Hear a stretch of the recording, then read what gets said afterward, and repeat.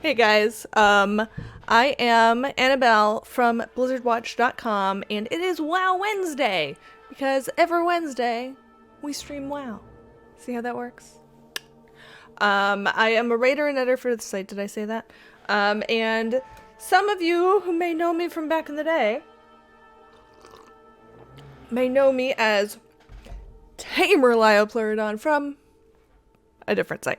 But, so I thought that because we just had patch 5 million come out? I don't even know. I thought that maybe we could, dang it. I thought that maybe we could do pet battles and run through some pet battle strats, because that's kind of my thing. So, hey Pidia, hey Morganwis. I'm not streaming the W3 trailer, though I really should make like a reel of cinematics to do during my starting stream thing. I don't know. But I have like codified strats for a couple of them, but I haven't really like full on written the strats for all of them. So, we'll do it together. You can see where I'm coming from a lot of the time. I'm playing my Horde character right now for the most part, so it's super easy for Horde to get to the first dude. Is it worth getting? I thought about it. Don't want to devote more time to a game I'll drop instantly. I am not the biggest, well, first of all, like right now, there's so much to do in WoW that I'm very overwhelmed by the stuff to do in WoW. Like, there are other games that I like to play, but it's just all WoW all the time for me right now. So, for me, it wouldn't be a great investment. I've heard that it's decent-ish. I've heard a lot of people are upset with the level of polish for certain things, but I don't know. I'm just like fully invested in WoW right now. So, and part of that for me is getting back into the swing of things with pet battling. So, first things first, I'm going to run down the various add-ons that I have. Because this, like, look at this, it's like, what? So, okay. That's fine. The one that I feel like is super, super necessary is called Battle Pet Breed ID, which is what gets you these little letters right here. Not the name of the pet, obviously, but it'll also on mouse over. It'll tell you the stat allocations. So if I say like, my pet has 1400 health and 325 power, then the add-on's like, oh, that's a power breed. You get more bang for your buck with that particular.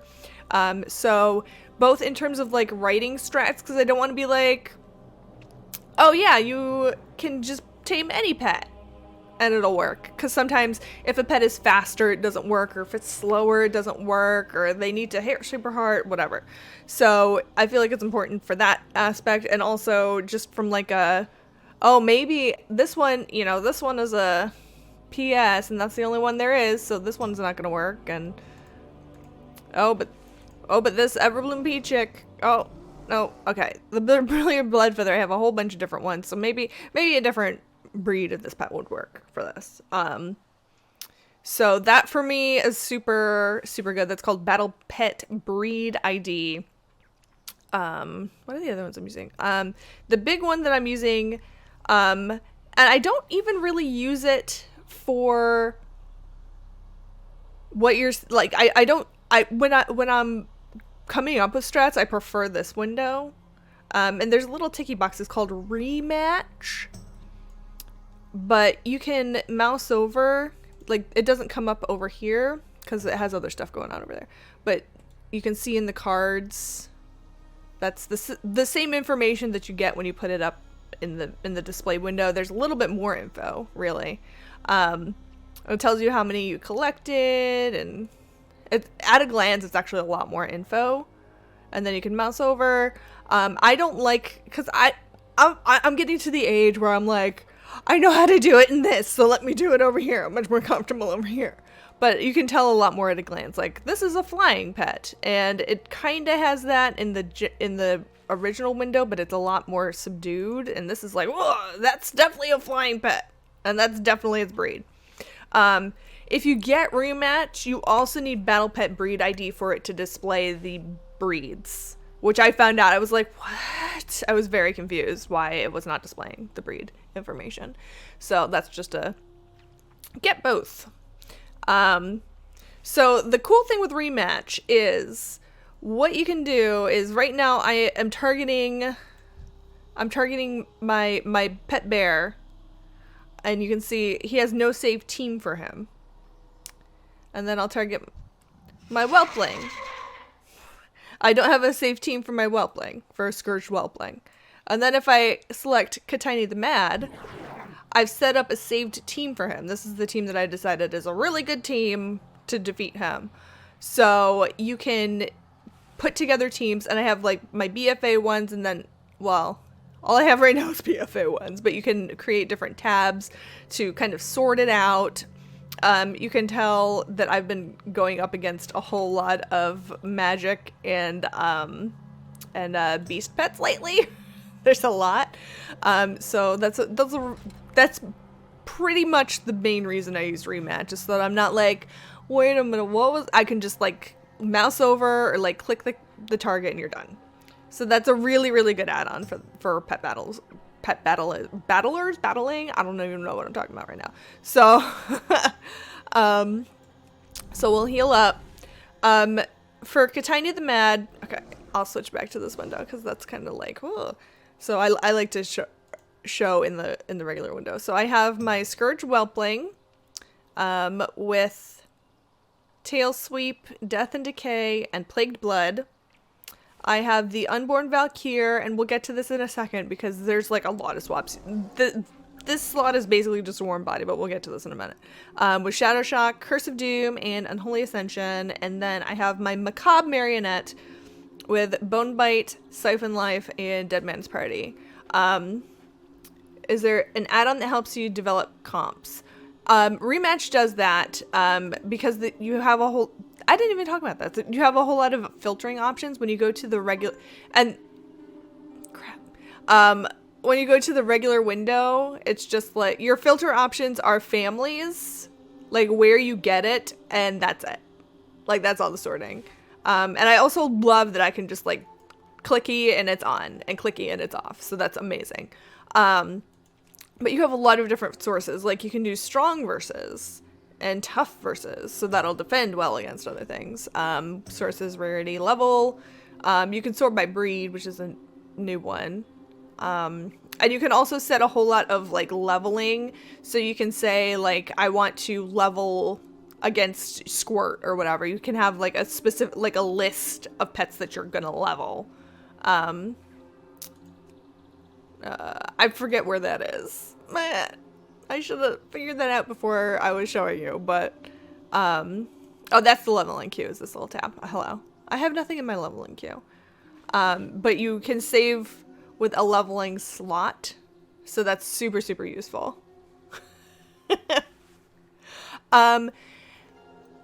After 24-ish hours, we've been making an effort to put all of our, well, not all of our VODs, but, a lot of our VODs are over on our YouTube channel, and I'm specifically going to part this section with the pet battling out because I've seen a lot of people asking like, hey, are you getting back in the pet battle game? Can you tell me how to beat this? So that's kind of why we're doing this tonight, is so that we can just kind of like, okay, here's all the battles in the Vale, and here's all, I think next week we'll probably do the battles off in Uldum, and we'll see how it goes from there. Okay. So, let's get back to it. Alright, we'll shut off rematch again. Okay, so, Scourge Whelpling. The biggest thing with Scourge Whelpling is actually Plagued Blood. I like Death and Decay just because I like Death and Decay, because it's free DPS. It lasts so long, it's just free DPS. So I just throw that in there. And then Plague Blood, I would err on the side of keeping Plague Blood over Death and Decay. There's a couple of Plagued. There's a few others that have Plague Blood. Restless Shadeling is a good bet. Stitch Pup gives you that howl too, so that's nice. But we'll get into that in a minute. But yeah, you just want to... I would stick with the... I didn't get everything. Don't judge me. I would stick with the Plague Blood over Death and Decay. In the second slot, I wanted to highlight two things with the Unborn Valkyr, which we'll get to in a second when we actually battle Katini. And then we have the Macabre Marionette. There is no substitute for the Macabre Marionette. Luckily, they're only a couple thousand gold on the auction house. You can make that in like a day. Dead Man's Party is just too freaking good. Like, that's the long and short of it. Dead Man's Party is just too good. And I also use Siphon Life, just because it heals more. And the synergy between Plague Blood, which every time you hit, it heals your pet, plus Dead Man's Party, which does a whole lot of little hits, is really, really good. So that's like the rundown of why I chose those pets. So Katini, with Katini, deflection is, hang on, Noob Seth. Deflection avoids any enemy attacks made during the round, which includes things like Curse of Doom. But I've found that he really jumps the gun with Curse of Doom. Like, I've found that when I do Dead Man's Party, the Shattered Defenses baits it out. So, Curse of Doom is actually, it's not like crucial to the strat. It's nice, for sure, if it hits, but it's not super crucial. I think that actually the crate, the creepy crate, is a better pick for this because you get that dot from the Agony in addition to the Curse of Doom. But yeah, and the other reason I picked out the Valkyr is that everyone's like, oh, the Valkyr, of course you're gonna what do you call it? Haunt with it, or Unholy Ascend. Yeah, you're gonna Unholy Ascend with it. It's gonna be great. But you absolutely do not want to press anything in the third slot if you choose to use the Unborn Valkyr here. This slot is basically just a placeholder because of Twilight Meteorite, which I don't think anything else has. Twilight Meteorite? Maybe some of them have it. Maybe one of them has it. I don't know. No, a Meteorite? Yes, okay. So this is one of those abilities where it calls down a meteor on the... It works like, what's it called? Thunderstrike, where it calls down a chunk of damage, and it's split between all the pets that are currently on the field. So if all of the pets are there, then it hits all of them for like 200, which is pretty reasonable. But if just one of them is there, it hits it for like 700, and it will kill anything very quickly. So you want just soak. That's the job of the Valkyr really, is just to soak stuff. What is that? Ooh, I gotta get that one. I have not done any of the Cuticlism pets yet. So we're gonna start with Death and Decay. Yeah, that's that Twilight Meteorite that's split between everybody. And then we're gonna Plagued Blood, so we get longer with the Plagued Blood. He's gonna deflect it. I'm not even mad. I have plenty of time. The other thing to watch out for is being a humanoid, he gets that humanoid heal. And because he's one of those like... Oh no, he doesn't. Okay. It reduces his damage taken, but it's not that bad. Okay. So then we'll do Curse of Doom.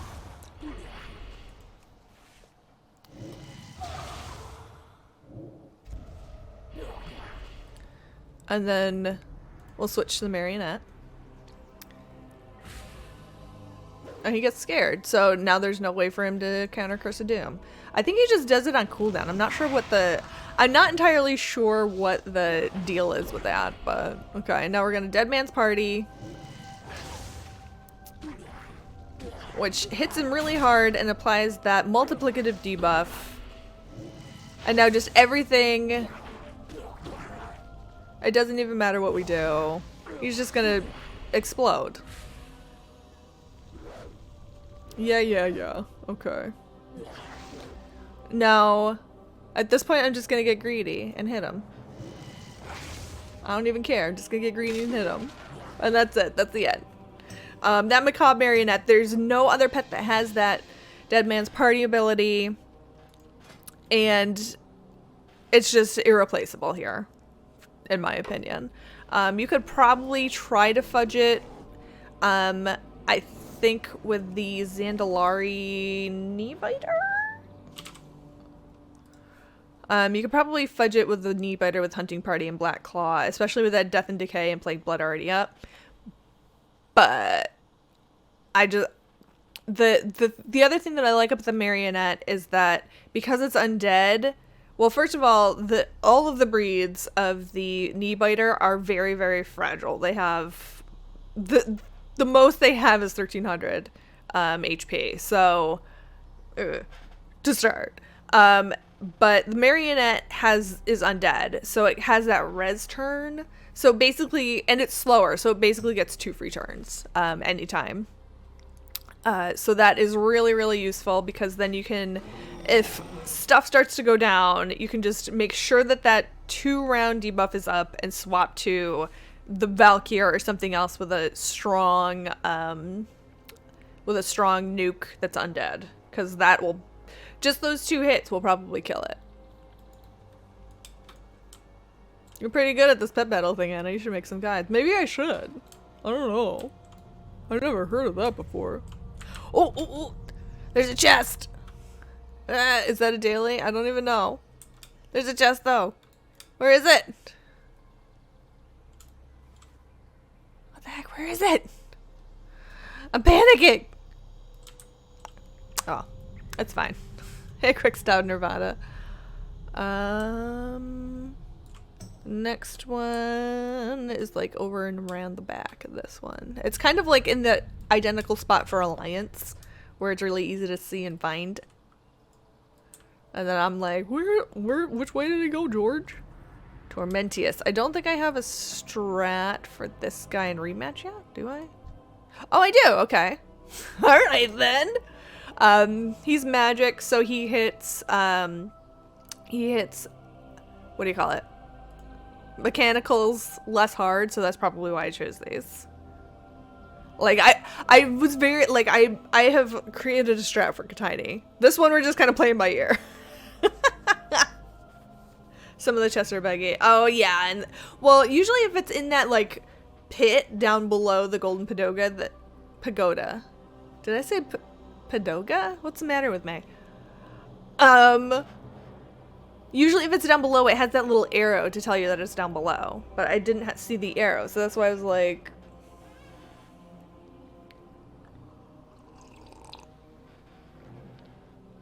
Anywho. So.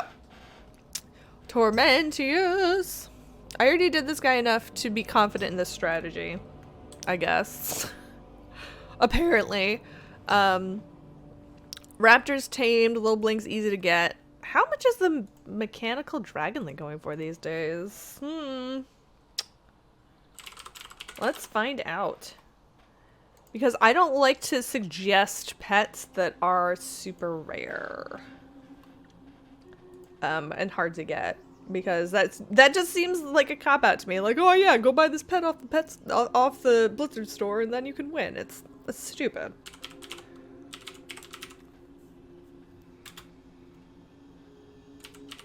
Pandaren. 3,000 currently. Okay, it looks like the item itself is around 3,000 and you can buy it, like the pet itself, for a mean of 6,000, which isn't... I usually try to stay around 5,000, but... I do know that this guy's going to be super key because he has that cross-family breath ability. And that's going to overwhelm Tormentius. And I know why the Raptor's in there too. Okay, so we've got Beam and Nethergate. The Raptor is faster, so I can expose wounds and he'll swap it out for me. Maybe. Maybe? Not sure what Torment does. Oh crap. Should have left him in. Okay.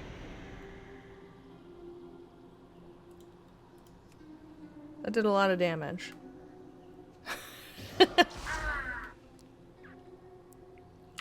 Maybe I should toss a gift at him. Hope it misses. Yeah! That's what I'm talking about. Okay.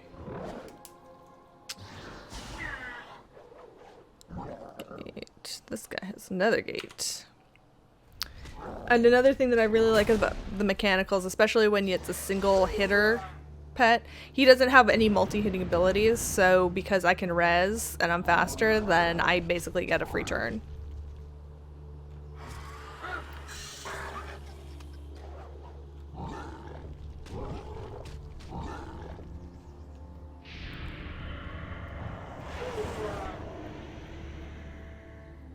Ah, frick. That wasn't what I wanted to do, really. Okay.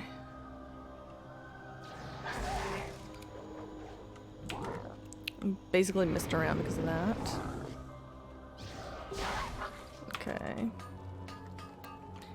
Would that be more or would that be more? That's gonna be more. The breath is always gonna be more.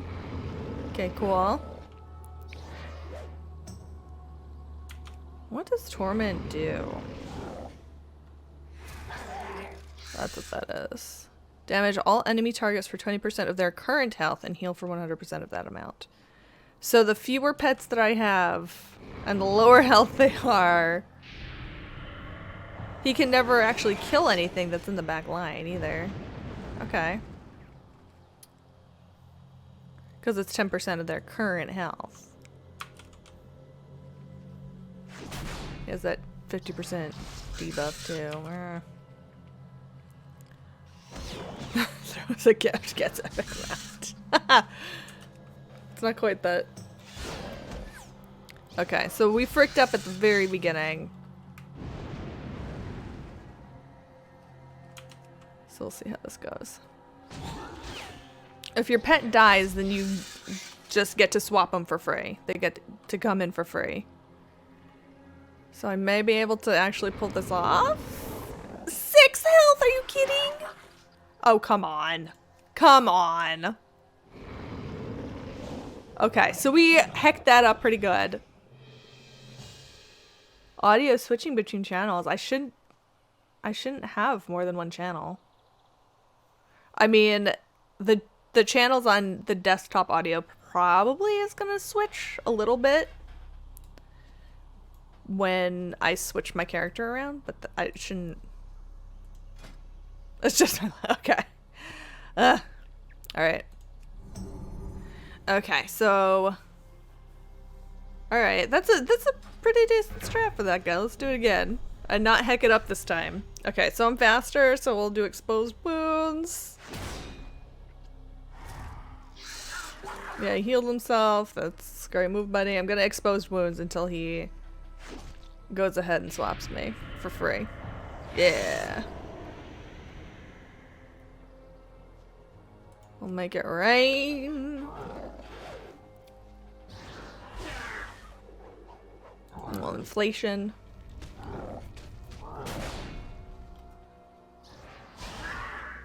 Hey! You're not supposed to crit. What the heck is that? This vantage is like incredibly weird. It's like a Dutch angle. It's very ominous.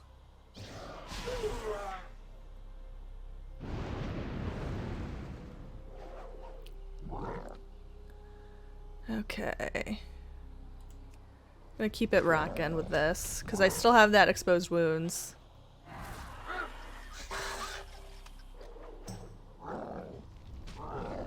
And this won't really do too much, but I get to keep up that shadow defenses. At least.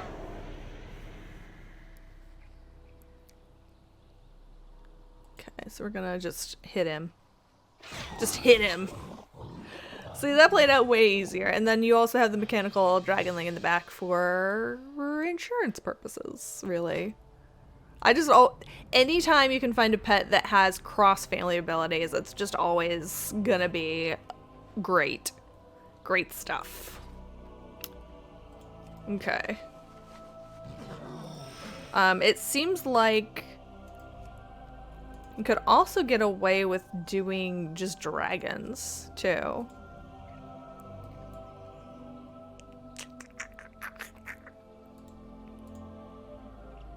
Oh, you know what we should... I love using the Nether Fairy Dragon for everything because of life exchange. I love that ability is so OP for single pet fights. It's so good. It's so bad, but it's so good. Oh my gosh, the little animal Wormling has it too. I still need to pre-order, you guys. Don't mock me.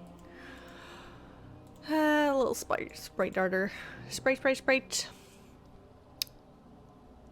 We would not want to do Moonfire though.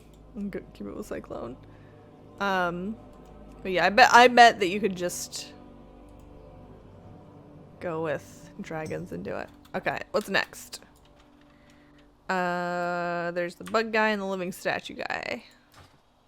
Onward. Oh, that's for the entrances this week, kids.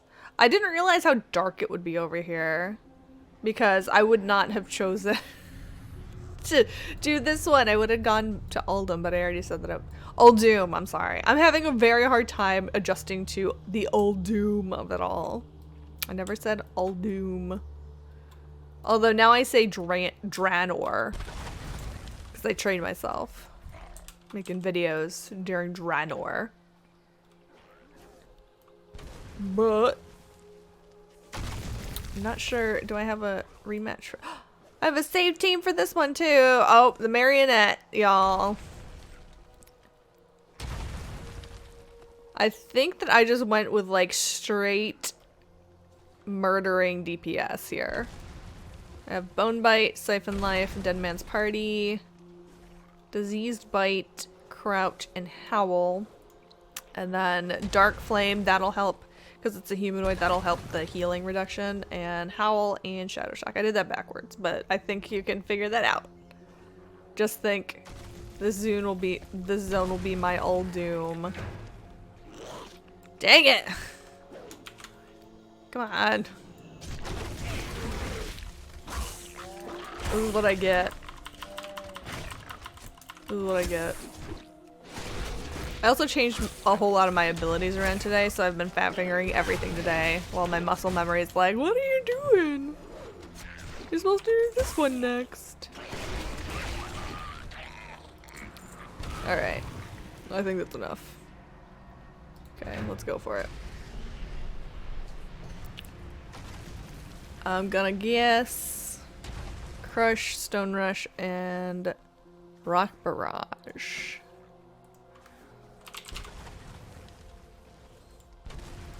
Wait, what?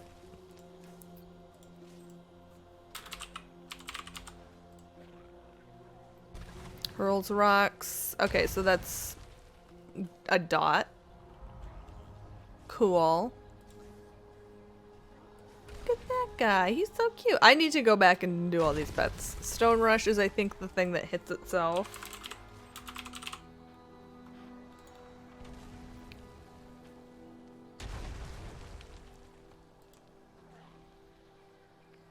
Yeah, it's the thing that hits itself.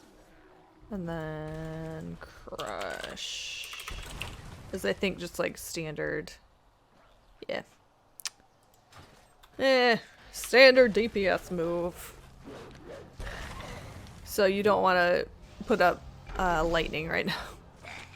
And that also gives them a chance to kill our pet, so we won't get 2 free rounds, we'll only get 1. They're using the... I didn't really, with this particular team, I did not go with crazy synergy. I was just like, let me just put in a pet.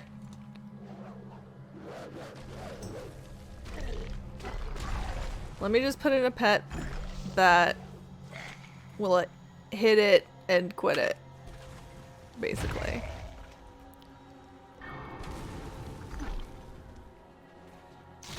Is that the challenge appearance on your bow?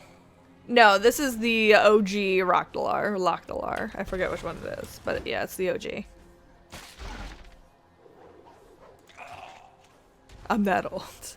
And so, just by doing Dead Man's Party and like 2 hits, he's almost done. So, and I went with beasts with undead abilities because I was like, hey, I kind of figured that he would hit slightly less hard, but I don't think it super matters because he only has 1 ability that does anything. But you lose that assurance of the undead abilities.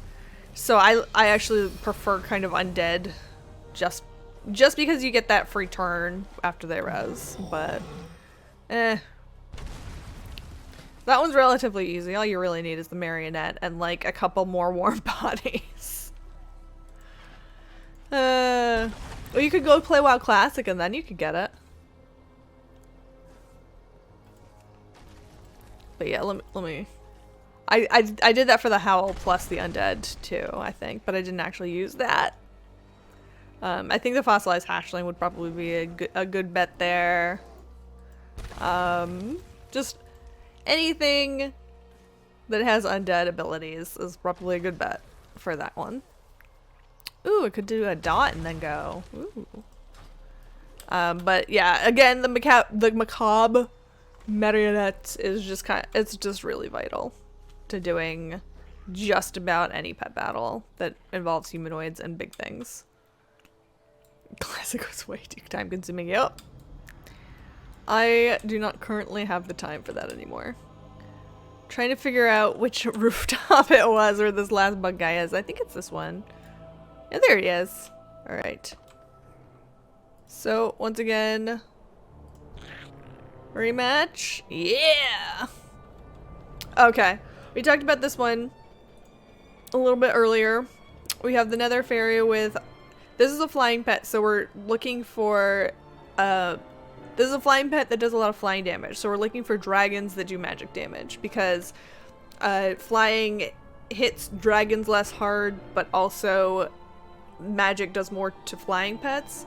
And there are a lot of dragons that do magic damage. These are literally just the first 2, other than the Nether Fairy, which is like, we have to get this one. These are just a couple. I stopped oh, you know what I should do is I should do the, okay, this is a tamed one and that's a tamed one. Oh no, that's a drop. Well, okay, hang on. Let me do my personal favorite, other than the Nether Fairy, is the Emerald Whelpling, but those are too expensive now for me to be like, yeah, you should do this. You should spend like 50,000 gold and get that.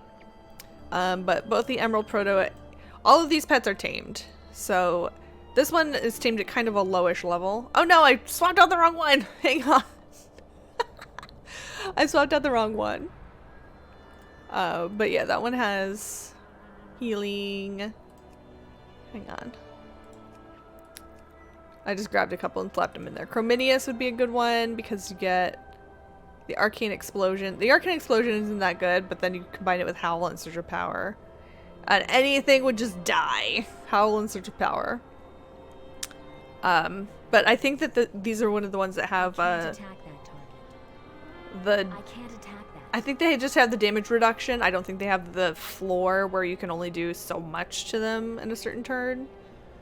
But there's a lot of them to choose from that do magic damage. Terracosa, the Nexus Whelpling. Is that the one I wanted? I think that is. Yeah, that's the tamed one. Okay. But yeah, that has the Mana Surge plus the Arcane Storm, so you are good to go there. But yeah, just find yourself. The Nether Fairy is hilarious. We'll get to that in a second, though. Okay. You really want a fairy dragon pet, a ground for in Fairless, no luck. Yeah, the Sprite Darters are generally kind of pricey, too. Yeah, the Sprite Darters are a mean of 57,000 gold right now. Most current on the realms that I'm tracking are around 35,000. So they're really cute. But it's funny because they're really cute, but I never use them in strats because they're expensive, but they are literally identical in every way to the Nether Fairy. Or the Sprite Darter versus the Nether Fairy. The Nether Fairy is tamed, and it's really common, and it's really easy to get. All of these are. The Nether Fairy with Arcane Blast, Life Exchange, and Moonfire, Nexus Whelpling, Tail Sweep, it doesn't matter with those two. Mana Surge and Arcane Storm. Emerald Proto with Emerald Bite, Ancient Blessing, and Proto Strike. So he has Omni Slash, which means he's gonna like go and attack stuff and like multi-hit. And it'll hit our dragons harder, but I've never had it be an issue. And it's another one of those things that gets more deadly. Like I think it does a certain number of strikes overall. And then Slicing Wind and Cyclone, we talked about that already. They're not gonna do that much. Okay. We'll start it off with Moonfire and then start Arcane Blasting. He's a little bit faster because he's a dude. He's a flying, so he's gonna be a little bit faster. I think I totally knock him down. I don't think my dragons are gonna be fast regardless, but that's alright. Let me see Omni Slash. Dealing damage to all enemy pets. Okay, so it dealt that amount of damage to all my pets. So it shouldn't matter then how many I have out at any given time. Ooh, I might be.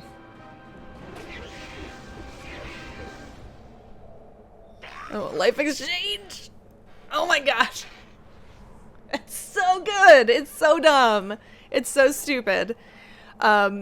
Especially for these elite ones, because it actually, for a while what happened was it would equalize it. Like it would give your pet all the health that it would take, but it actually only dinged it for 50%.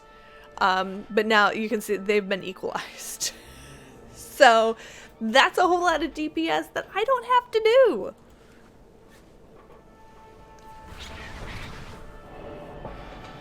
And he doesn't have anything that really ramps up or anything like that. So you can just take your sweet time. It's so dumb. I'm probably gonna solo him with another fairy. It's so dumb. Life Exchange is just way too good. Like honestly, it's really too good for this type of fight. Yeah, soloed him. That's it. That's all you need. That's all you need is another fairy. And he has no way to heal either, so that's another good reason to pick up the Emerald Proto, because you can heal yourself and just keep on going. I would guess that the Nexus is a really good one too. I'm gonna guess that even if I just using the dragons will probably be enough with magic. Because family interactions in pet battling are just that's the way to go. And just do mana surge and mana surge it.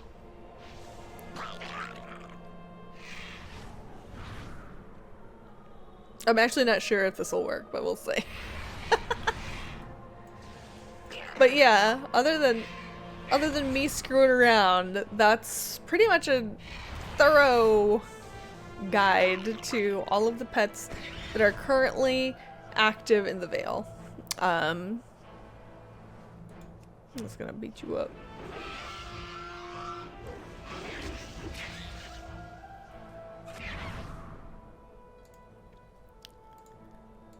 I don't know that this is gonna work. I'm scared.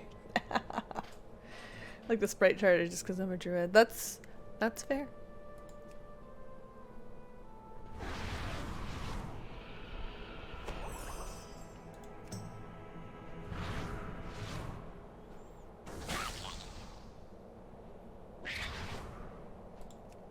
Oh, it might kill the sprite, another fairy in the back.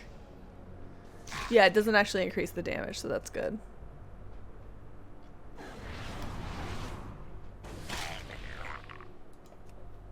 I think I'm curtains.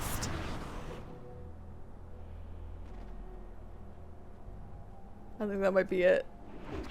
Oh no! We're super close though, that's funny.